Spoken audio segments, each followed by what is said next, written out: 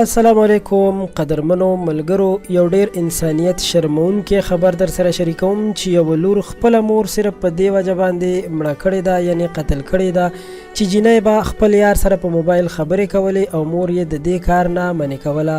نو لور یې دغسې قدم پورته کو. خو اوس چې دغه جینۍ او هلک پولیسو نیولي دي نو په خپلو خبرو کې څه وایي چې ولې دا کار وکړو. نو دا ویډیو را سره تر اخره وګورئ چې د ټولې واقعې نه خبر شئ او زموږ چینل خان کلیک هم سبسکرایب کړئ چې وخت په وخت تاسو د حالاتو نه خبر وساتو او زموږ د ویډیوګانو راتلو سره تاسو ته خبر درکړل شي.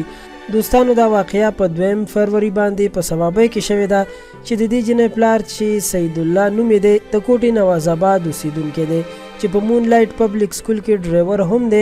په دغه ورځ باندې چې سحر ډیوټۍ له تللی او کله واپس راغلی نو ګوري چې کور یې د بهر نه بند دی، یعنی قلف دی. خو کله چې کور ته دننه داخل شوی ګوري چې سامان ټول ګډ وډ پروت دی. ښځه هم وژل شوې ده او ورسره په کور کې چې کوم سره زرو هغه هم نشته. سید الله دې واقعې ته د غلا نوم ورکړی ځکه چې هغه ته معلومه نه وه چې داسې کار شوی دی. خو ویلي وو چې لور مې هم چا تختولې ده او په کور باندې غله راغلي وو. کله چې پولیسو په دې واقعې کې تفتیش او پلټنې شروع کړې نو خبره بل شان وه. د موبایل فون په ټریس کولو سره معلومه شوه چې د دې جینۍ د ارشد اقبال ولد اول خان په نوم یو کس سره یارانه وه. پولیس په خپلو صلاحیتونو ټول کوشش وکړو او دغه هلک ارشد اقبال په لاهور کې ونیولو. جینۍ په خپلو خبرو کې ویلي دي چې زما د هلک ارشد اقبال سره د رور په واده کې تعلق جوړ شوی او دوی زموږ خپلوان هم دي. د بیا ماله هلته موبایل او سیم کارډ هم راکو، خو مور مې په ما باندې پوه شوې وه. هغې زما نه موبایل واخیستو. مور مې راته ویل چې دا موبایل تا له چا درکړی. ما ورته د ارشد اقبال نوم واخیستو خو هغې دا خبره نه منله او ویل یې چې دا نشي کېدی چې ارشد اقبال تا له موبایل درکړی وي. خو مور مې ما سره لانجه کوله چې د هغې خبرې په ما باندې ښه نه لګېدې او هغې دا هم ویل چې دا هر څه به دې پلار ته ووایم. چې بیا ما په هغې باندې د شا د اړخ نه په تمانچه ډز وکړو او هغه راپرېوته.